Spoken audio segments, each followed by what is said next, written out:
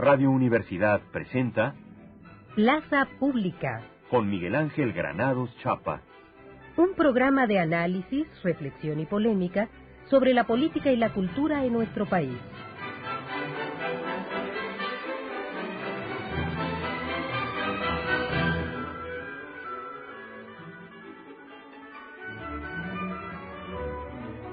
Muy buenos días, los saluda Miguel Ángel Granados Chapa desde esta Plaza Pública de Radio Universidad Nacional Autónoma de México. Hoy es el miércoles 26 de marzo de 2008. En el fenómeno noticioso y político y social más importante del momento ha habido una evolución rápida, una fijación de posiciones en torno de la reforma energética. Ayer se reunió una vez más la Asamblea de la Comisión Nacional en Defensa del Petróleo, una semana más tarde, después de la Asamblea de la Convención Nacional Democrática, que tuvo en su centro la preocupación de un vasto sector de la población por las reformas que se esbozan, se anuncian, se ocultan en torno de los recursos energéticos del país. Por un lado, Andrés Manuel López Obrador subrayó la necesidad de mantenerse alerta ante la posibilidad de que se presente una iniciativa. El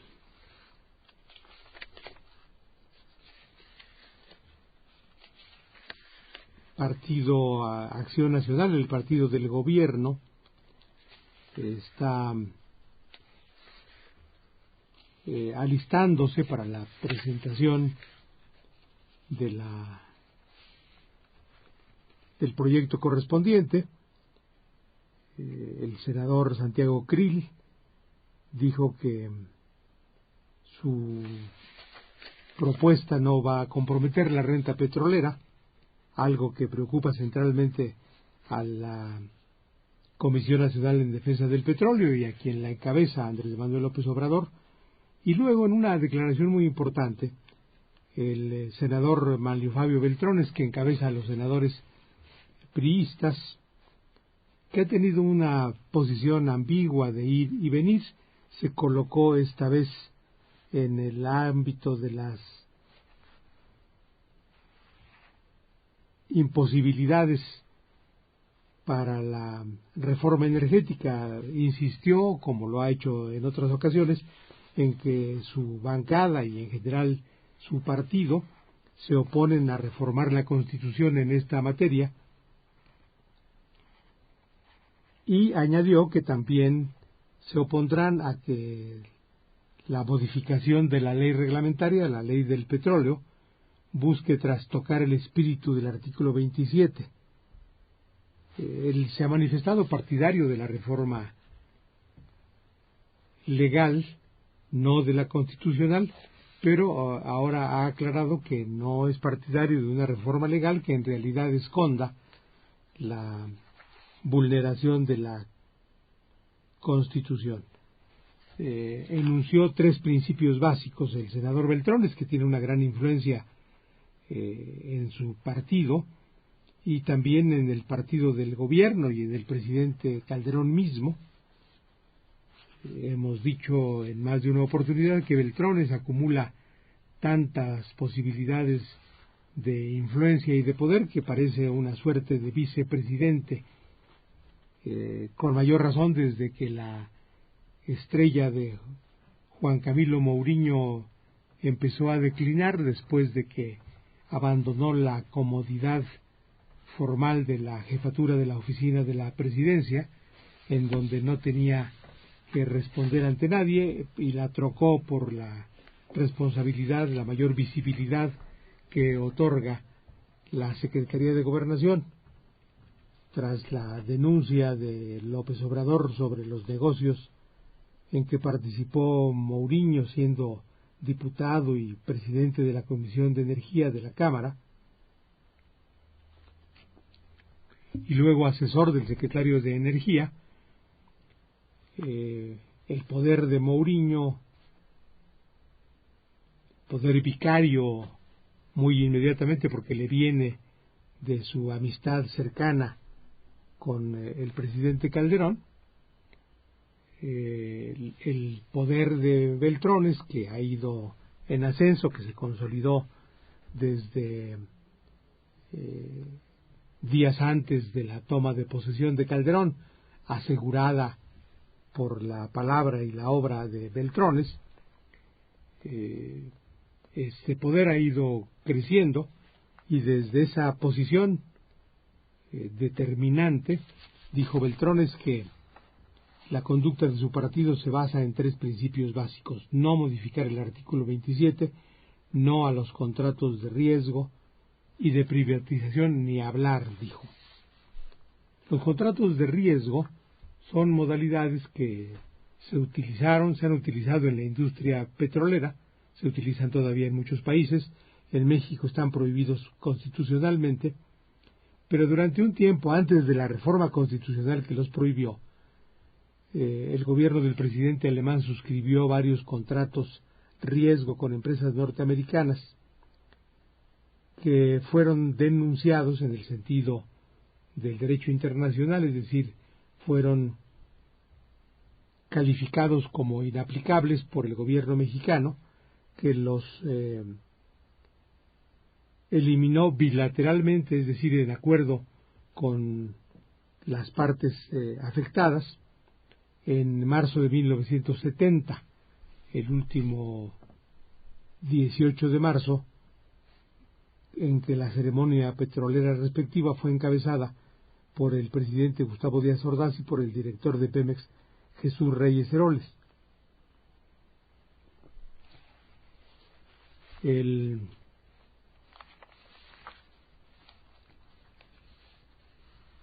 contrato riesgo supone la inversión de recursos por parte del contratista, pero la obtención de un provecho, encuentre o no el crudo de cuya localización se trata.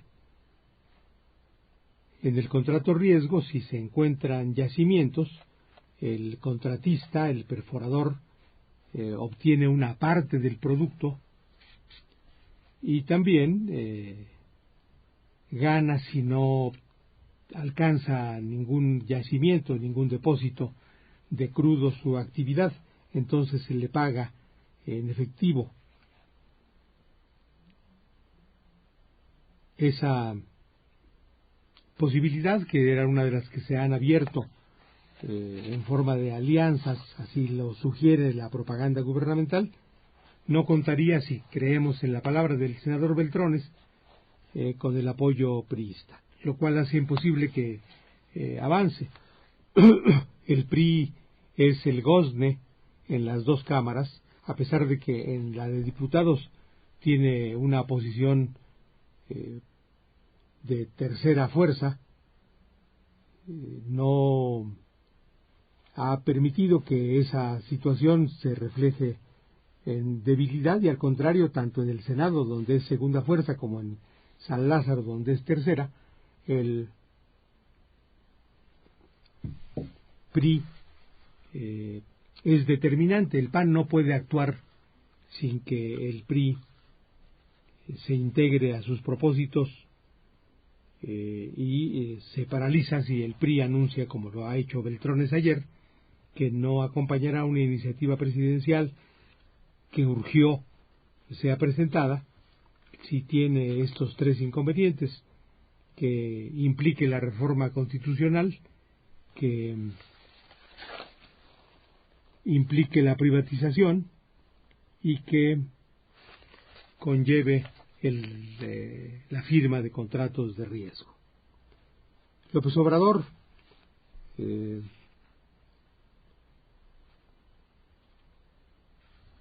subrayó su necesidad de permanecer alerta ante la inminencia de la presentación de la iniciativa.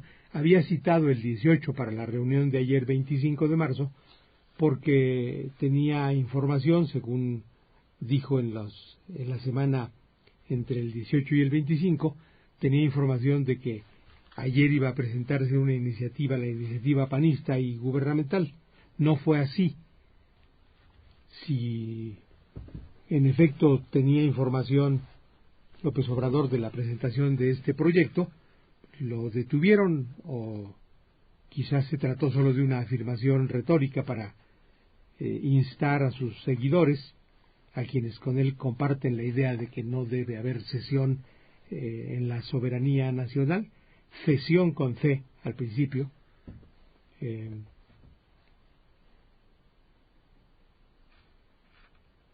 para convocar, para tener éxito en la convocatoria, lo cual ocurrió.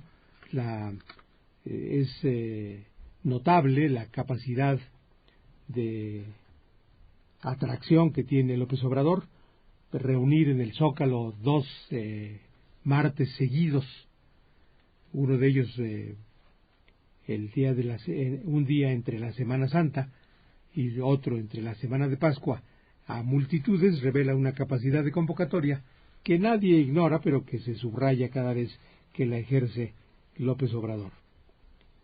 Dijo López Obrador a propósito de la estrategia para defender el estatus legal de los hidrocarburos,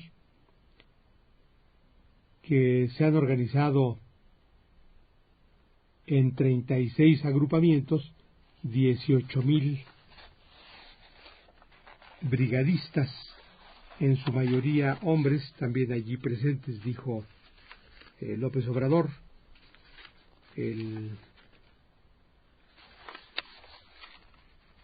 Se constituyó también un comité de intelectuales en defensa del petróleo, un grupo de personas, hombres y mujeres, que además de ser grandes escritores, dijo, son buenos ciudadanos mexicanos. El comité está integrado por Sergio Pitol, José Emilio Pacheco, Carlos Monsiváis, Elena Poniatowska, Fernando del Paso, Margo Glantz, Enrique González Pedrero, José María Pérez Gay, Lorenzo Meyer y Arnaldo Córdoba.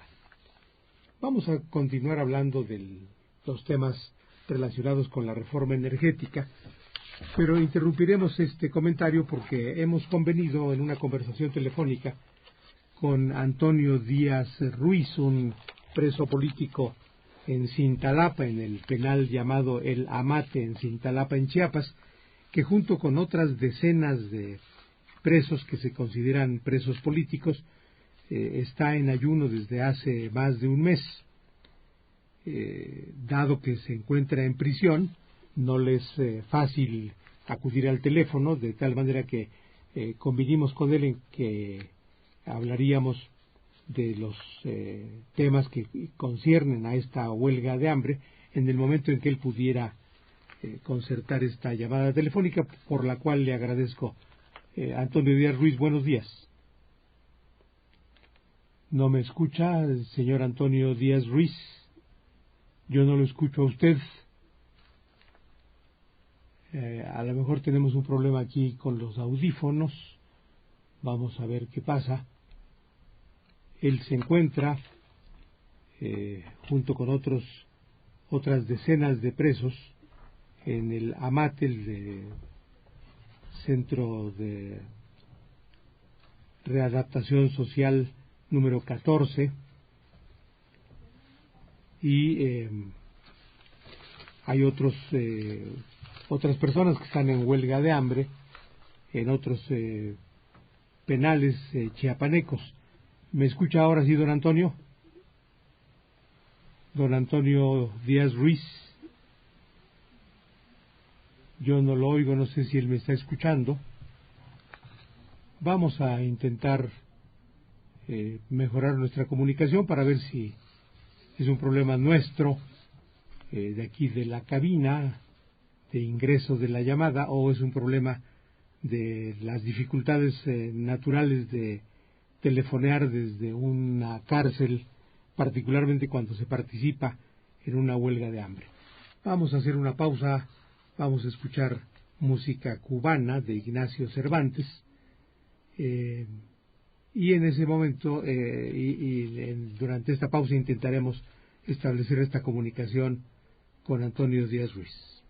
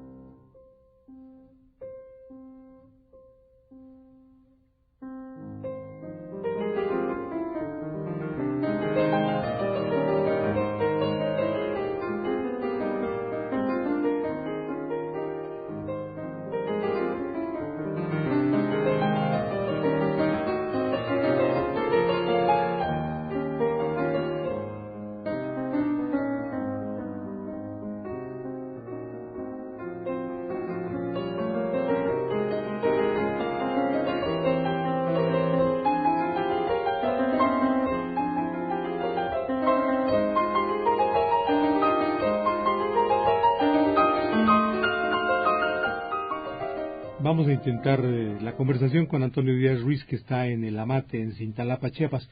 ¿Me escucha usted, don Antonio? No me escucha y yo no lo escucho a él. Fuera de la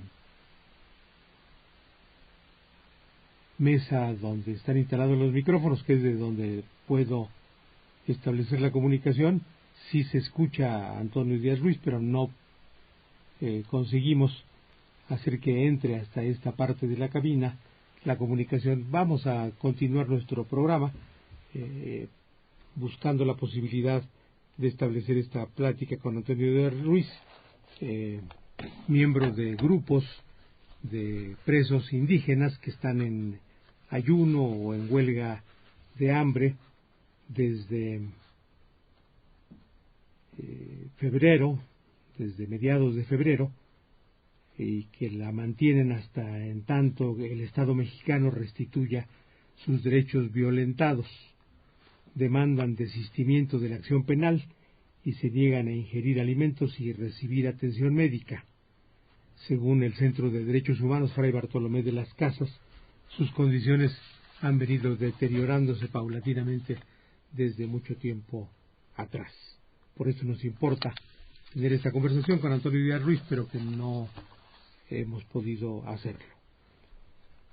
En el frente panista, en el frente del gobierno y del Partido Acción Nacional, se tuvo noticia de que desde Los Pinos se envió a la fracción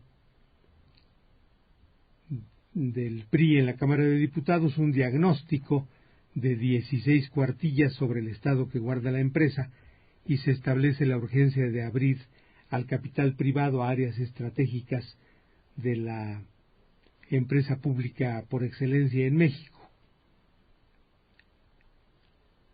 Por su parte, David Maldonado, presidente de la Comisión de Energía de la Cámara, confirmó que la iniciativa ya formal, en términos legislativos, llegará en un plazo que oscila entre 7 y 10 días y que no será constitucional, sino solo propondrá modificaciones a la ley del petróleo.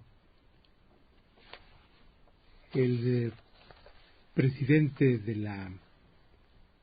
el coordinador de los senadores panistas, Santiago Krill, dijo en cambio no estar en posibilidades de definir cuándo se presentará la iniciativa,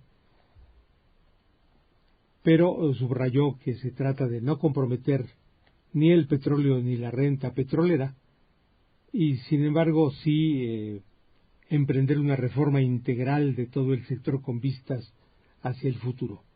No vamos a permitir, dijo Krill, que nuestro petróleo y Pemex se queden en las condiciones en las que actualmente se hallan. Sería una irresponsabilidad enorme que, viendo la coyuntura, no actuáramos en consecuencia. Tras anunciar la integración del Comité de Intelectuales en Defensa del Petróleo,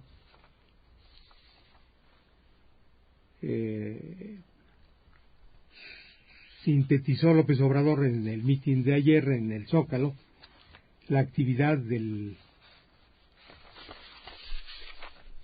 la Comisión Nacional en Defensa del Petróleo. Cada uno de los 56 grupos de mujeres y de hombres está estructurado con igual número de coordinadores generales y con 280 coordinadoras y coordinadores de brigadas. Las coordinadoras generales son Claudia Sheinbaum, Alejandra Barrales Magdaleno, Laura Itzel Castillo, Jesús Rodríguez, Marta Pérez Bejarano, Iliana Almazán, Lucía Martínez, Karen Quiroga, Carmen Lilia Chavira, Guadalupe González Rivas, Clementina Facundo, Lenia Batres, Leticia Quesada, Beatriz Rojas, Verónica Alemán, Patricia Ruiz Anchondo, Marta López, Virginia Jaramillo Flores, Yolanda Torres Bello y Araceli Vázquez. Vamos a intentar con una argucia técnica discurrida en los ámbitos de la producción, la coordinación informativa y la operación técnica, la conversación con Antonio Díaz Ruiz. ¿Me escucha usted, don Antonio, ahora? Sí, sí te escucho. Muy bien. Dígame usted, ¿cuál es la situación de los presos que, como usted, en distintos penales en Chiapas, han resuelto ayunar, estar en huelga de hambre? ¿Qué es lo que reclaman? Primero, las causas de su prisión, particularmente usted. ¿Usted por qué está preso? Principalmente estoy preso por injustamente de las injusticias que está pasando en el estado de Chiapas en una forma ilegal cuando ocurrió, cuando fui a visitar a mi hermano, y ahí fue cuando me aprendieron. ¿En dónde lo aprendieron? En el cerezo número 1. No, pero usted ¿dónde estaba? ¿Dónde estaba su hermano cuando fue usted a visitarlo? ¿Mandé? ¿Dónde estaba su hermano cuando usted fue a visitarlo, el lugar en donde lo aprendieron? Estaba preso. Ah, y ahí mismo lo retuvieron a usted. Así es. ¿Acusado de qué? De privación ilegal de la libertad. ¿A quién? Supuestamente a un señor que lo desconozco. Y entonces, ¿hace cuánto tiempo está usted en el Amate? Pues en la Mate ya llevamos casi 4 años, pero en total serían 6 años con 36 días. Los 2 años adicionales, ¿por qué? ¿Dónde? De Cerrobeco, que era antes, porque nos fuimos trasladados desde el 30 de junio del 2004. ¿Y qué situación viven ustedes que los ha decidido a varios grupos en distintos penales a ponerse en ayuno, en huelga de hambre? Pues por el momento nosotros seguimos en huelga de hambre de los 38 presos y 9 presos en ayuno y oración en el estado de Chiapas. Concretamente en el Cerezo 14 La Mate, 17 en huelga de hambre y 3 en ayuno y en oración. ¿Qué es lo que se proponen obtener? ¿Qué demandan? ¿Qué insatisfacción tienen que los llevó a esta medida tan riesgosa para su salud? Pues la demanda es la libertad de todos los presos y de exigir la justicia. Los procesos han sido muy marcados por irregularidades, son líos judiciales los que los retienen a ustedes allí. Así es una etapa jurídicamente donde concretamente no hay nada de solución. ¿Cuentan ustedes con defensa propia, abogados pagados por un centro de derechos humanos, por ustedes, o abogados defensores de oficio del gobierno estatal? En primer lugar fue el defensor de oficio del gobierno. Y antes tuvimos que portar pruebas y fuimos todos así y nunca nos tomaron en cuenta nuestras pruebas. Los 33 presos que están en huelga de hambre, 33 me dijo usted, ¿verdad? 38. 38. Sí, porque dos más en huelga de hambre, los de los casos 3 Cruces del pueblo de creyentes. ¿Pertenecen a alguna organización? ¿Cómo se reunieron? ¿Cómo hicieron coincidir su intención en distintos penales de practicar esta huelga de hambre? Pues aquí formamos parte de diferentes organizaciones, pero estamos juntos de la misma situación y del mismo demanda, pues. Las autoridades en cada uno de los penales, en cada una de las cárceles, ¿qué reacción han tenido? ¿Qué reacción ha tenido el gobierno del Estado? ¿Qué está pasando fuera de la cárcel con la huelga de hambre que ustedes mantienen dentro de la cárcel? Pues hasta el momento de lo que está pasando, pues a veces el gobierno ha proponido una propuesta de donde se está revisando los casos, pero esa no es la que nosotros queremos, sino que la demanda es de libertad y el desistimiento de la acción penal. Pues. ¿Y han atendido esta petición? ¿La están estudiando? ¿Hay alguna reacción que indique que se preocupan por la situación que ustedes viven? Pues supuestamente que sí, pero que no hay un avance ha dado.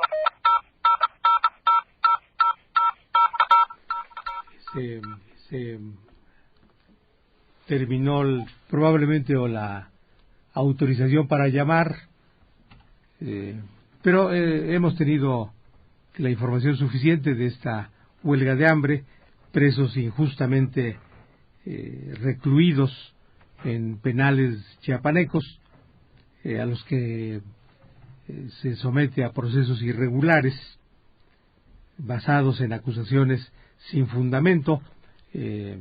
Antonio Díaz Ruiz nos dijo que no conoce a la persona de cuya privación ilegal se le acusa. ¿Cómo se puede privar de la libertad a una persona sin conocerla? Es un acontecimiento grave la huelga de hambre. Llevada a su extremo puede producir la muerte de quienes la practican. Algunos de los presos chiapanecos tienen ya más de un mes en esta práctica que deja huellas. Esta práctica ha sido ejercida por ciudadanos de distintas filiaciones políticas. Don Luis H. Álvarez, que es ahora el comisionado de los pueblos indígenas, el presidente de la Comisión Nacional de los Pueblos Indígenas, cuando era un político de oposición, practicó la huelga de hambre. Eberto Castillo, que era un hombre de pensamiento distinto al de Luis H. Álvarez, lo disuadió de continuar en esta huelga de hambre en Chihuahua en 1986. Otros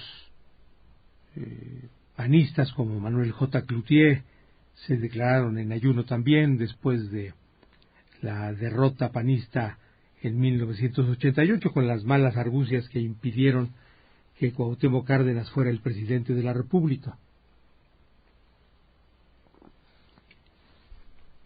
Ahora son estos presos en Cintalapa y en otros penales de Chiapas quienes acuden a este recurso extremo para hacerse oír, propósito al que hemos querido contribuir. Vamos a hacer una pausa, vamos a escuchar música en la plaza pública.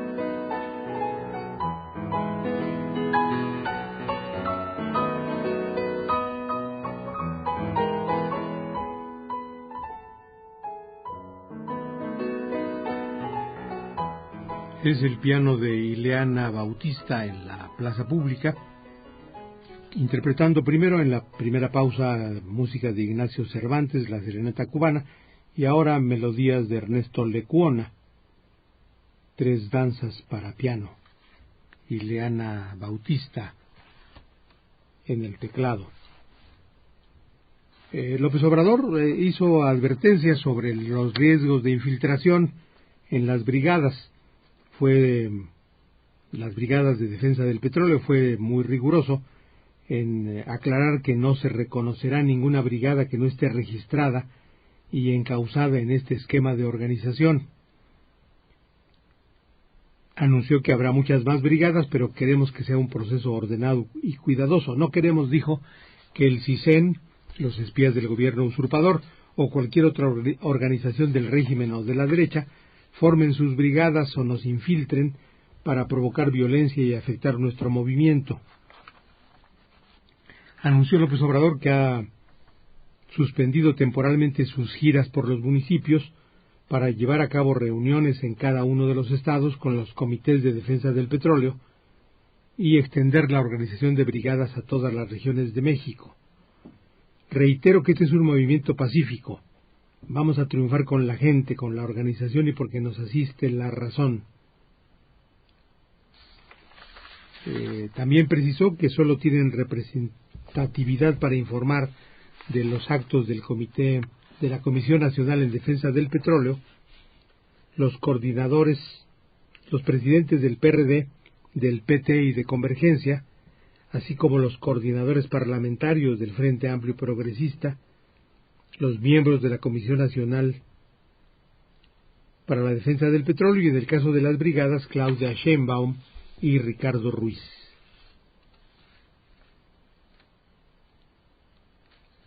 Esta es la posición de López Obrador en la organización de brigadas en defensa del petróleo, que no van a cercar los recintos parlamentarios desde ahora como en algún momento se previó, sino se apersonarán allí cuando se presente la iniciativa, que puede ser la próxima semana, aunque después de esta aclaración de Beltrones respecto de que no admitirán los contratos una modalidad nueva de contratos riesgo, que es en lo que se basa la iniciativa de Los Pinos hasta donde puede saberse. A lo mejor se demora en la presentación de la iniciativa y podría ocurrir, no anuncio que ocurrirá, pero podría ocurrir que la presión de la Comisión Nacional en Defensa del Petróleo, organizada por López Obrador, los titubeos convenencieros del PRI y la vacilación, que es casi una característica permanente en Los Pinos, en la Casa Presidencial, sean elementos que combinados lleven a que no aparezca en el escenario legislativo ningún proyecto durante este periodo de sesiones, que se acerca ya a su culminación. El periodo ordinario de sesiones termina el 30 de abril, nos estamos acercando al final de marzo y quedarían pendientes muchos asuntos relacionados con el proyecto de reforma energética que no podrían quizás ser resueltos durante las 4 semanas del último mes de este periodo de sesiones ordinarias.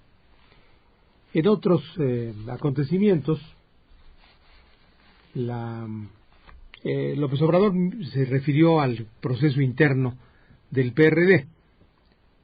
No se manifestó respecto de él, es algo que le han achacado sus adversarios, aún dentro del PRD, el que habiendo tomado partido antes de la elección, ahora no se manifieste respecto de la grave condición en que se encuentra el PRD por las indefiniciones electorales, en las que sin embargo se avanza lentamente. El reproche a López Obrador es inverso al que se formula al ingeniero Cuauhtémoc Cárdenas. No se manifestó explícitamente en el periodo previo porque se decidió mantenerse alejado del proceso electoral de su partido y también en seguimiento de su parquedad y su silencio respecto de las irregularidades que condujeron a Calderón a la presidencia de la República. En ese momento el ingeniero Cárdenas guardó silencio, como lo hizo también en la etapa previa al 16 de marzo en la contienda interna de su partido. Y ahora, no obstante esos silencios, ahora se ha manifestado en pro de que se anulen las elecciones, una solución extrema que no ha sido admitida por los candidatos y que no encuadra en las hipótesis legales previamente determinadas. López Obrador dijo en el mitin de ayer que se está buscando encubrir con el escándalo de la situación interna del PRD la posición de ese partido en contra del petróleo, lo cual es cierto, pero hubiera hecho falta que López Obrador se manifestara respecto de la situación interna. Se sabe desde mucho tiempo atrás que tiene una opinión sobre el PRD desde el tiempo en que lo encabezó. No es una buena opinión sobre el PRD.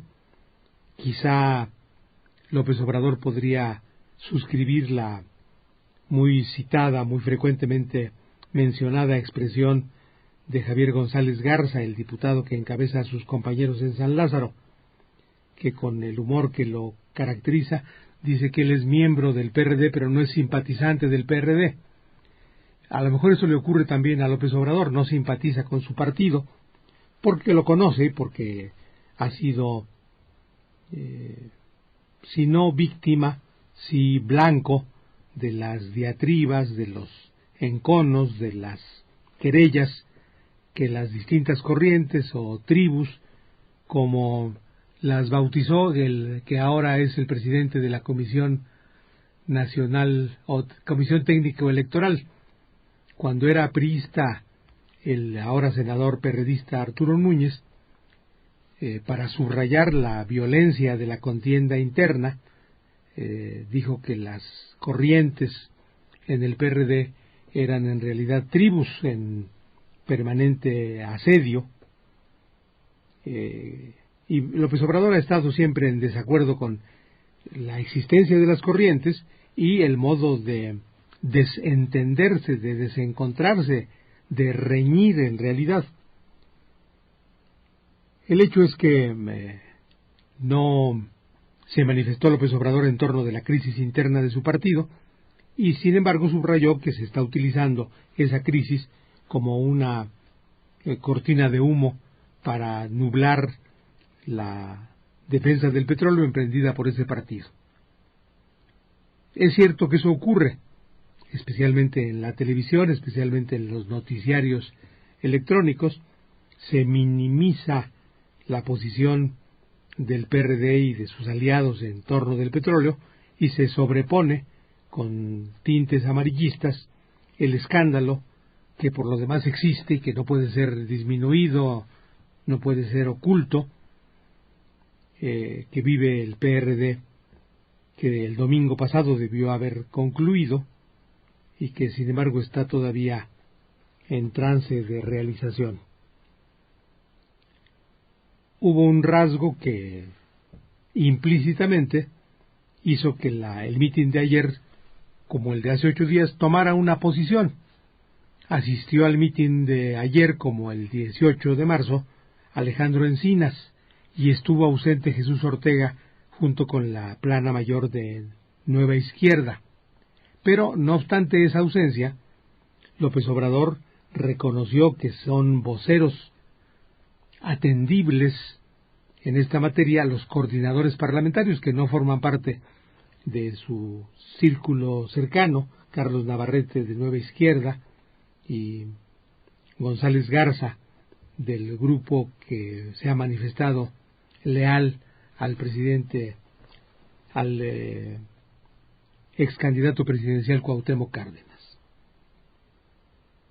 La presencia de Encinas la semana pasada era comprensible porque los únicos datos ciertos que el martes 18 estaban presentes en el público que asistió a la Asamblea de la Convención Nacional Democrática eran los conteos y la muy parcial suma de resultados del programa preliminar.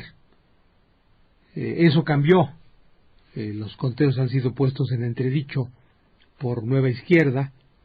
La diferencia en el programa de resultados preliminares es mínima y no corresponde a las distancias que midieron los conteos rápidos.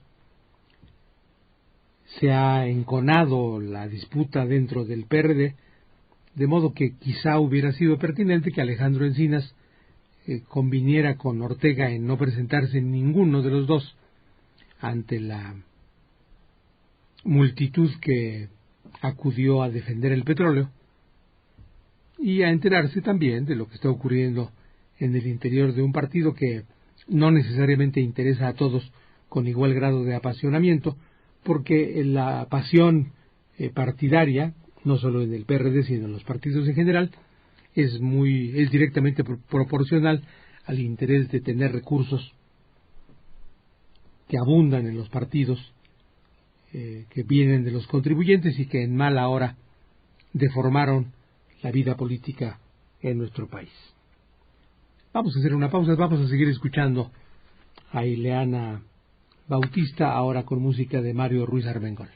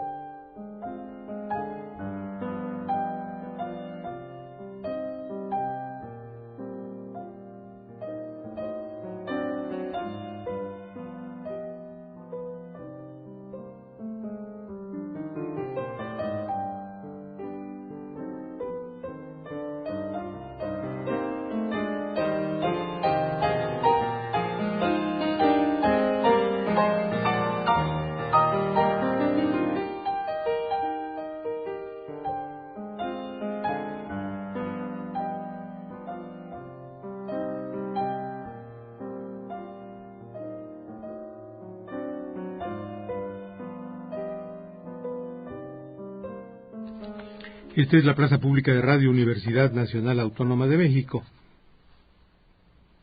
Televisa comenzó a transmitir ayer, después de 13 días de no hacerlo, los mensajes de los partidos que tiene obligación, como otras empresas concesionarias de radio y televisión, de transmitir en los tiempos que maneja el Instituto Federal Electoral. El debut del IFE en esta materia fue muy infortunado, porque simplemente las empresas televisoras y algunos grupos radiofónicos se abstuvieron de transmitir, desacataron la ley.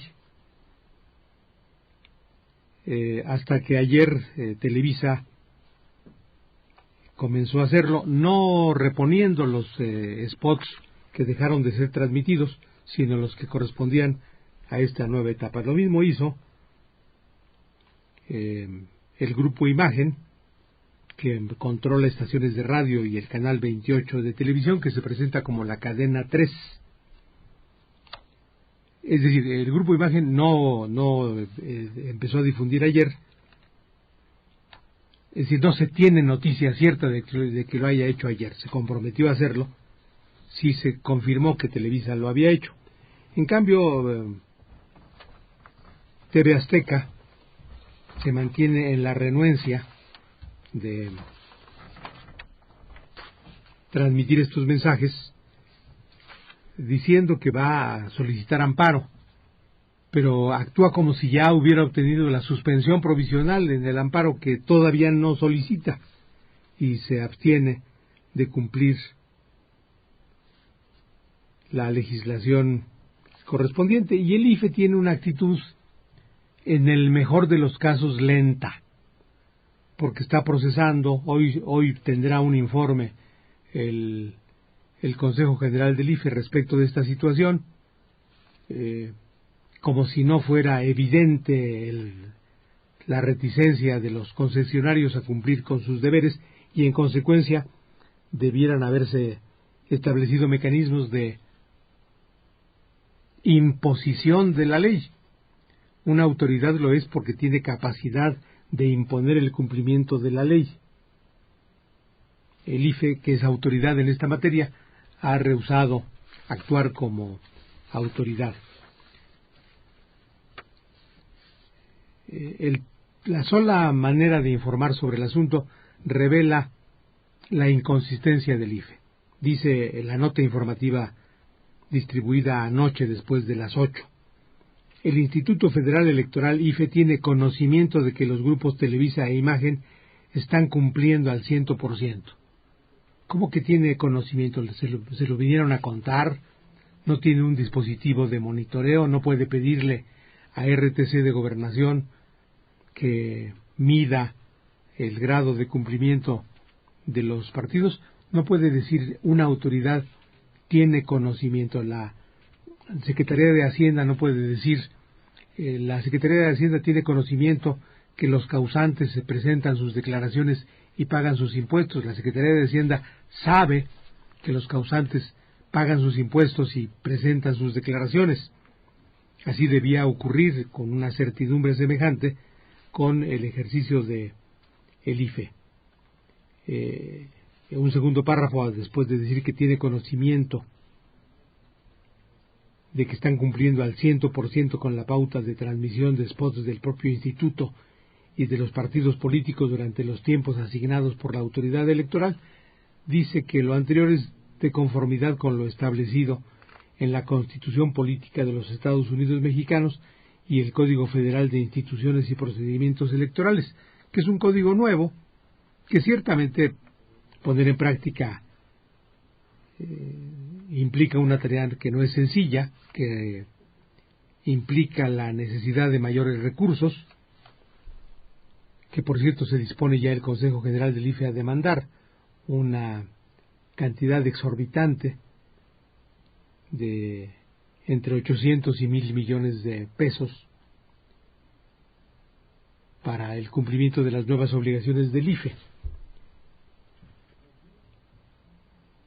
Pero no es solo necesaria, no son solo necesarios los recursos materiales y financieros, sino que se requiere una conciencia de autoridad y una actuación en consecuencia, que no ha mostrado el IFE en esta etapa, en donde es presidido por Leonardo Valdés, que el lunes acudió a una reunión con concesionarios, una reunión ambigua, en donde se abrió probablemente el riesgo de que, como ocurre en otros ámbitos de las telecomunicaciones, los regulados tengan más poder que los reguladores, y por lo tanto manejen la legislación a su gusto y a su manera. Hagamos una última pausa antes de concluir.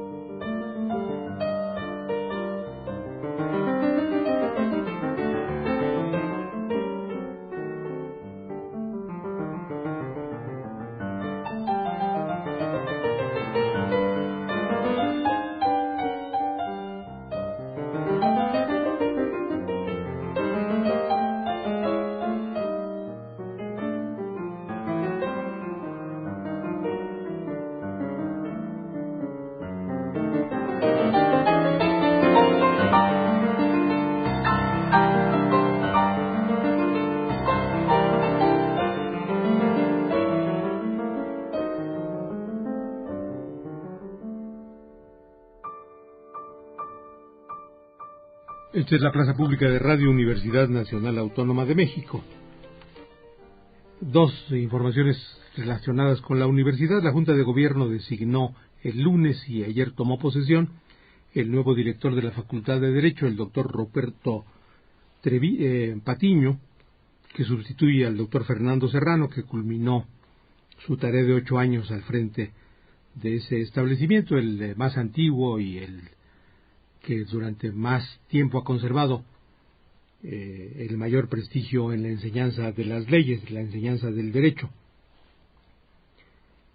En la Facultad de Filosofía y Letras se rindió homenaje a los estudiantes caídos en el ataque de las tropas colombianas a las Fuerzas Armadas Revolucionarias de Colombia, la guerrilla insurgente, a cuyo campamento en territorio ecuatoriano habían acudido estos activistas bolivarianos después de participar en una asamblea de apoyo político a las Fuerzas Armadas Revolucionarias de Colombia. Ayer fueron entregados los Arieles, como cada año. Se entregó un Ariel por su trayectoria a la actriz Silvia Pinal, y se entregaron los Arieles a las películas mejores. La película Kilómetro 31 recibió 5 Arieles en categorías técnicas, mientras que Luz Silenciosa de Carlos Reigadas, que también obtuvo 5 galardones, se quedó con los de mejor película y mejor director. La ceremonia estuvo encabezada por Andrés Bustamante, el creador del Wiri Wiri Ponchito, que hizo muy amena la entrega de los Arieles, respecto de los cuales nos extenderemos mañana. Llegamos al final de nuestra emisión. Gracias porque nos escucharon. Apenas ayer hablábamos con Vicente Liñero de la importancia de los guiones, y ayer estaba muriendo, quizá a la misma hora en que hablábamos de ese tema, Rafael Azcona, tenido en España como el mejor guionista, el escritor más influyente del cine de ese país. Dije que estábamos llegando al final de nuestra emisión, así es. Estuvimos con ustedes Socorro Montes en la operación técnica, Juan Guerrero en la producción, con Guillermo Palacios, Guadalupe Irizar en la coordinación informativa, con Guadalupe Bringas. Las cinco, con la tarea adicional esta mañana de lograr la comunicación telefónica con el Amate, el Cerezo número 14 en Chiapas, en Cintalapa. Ante el micrófono, Miguel Ángel Granados Chapa les desea buenos días.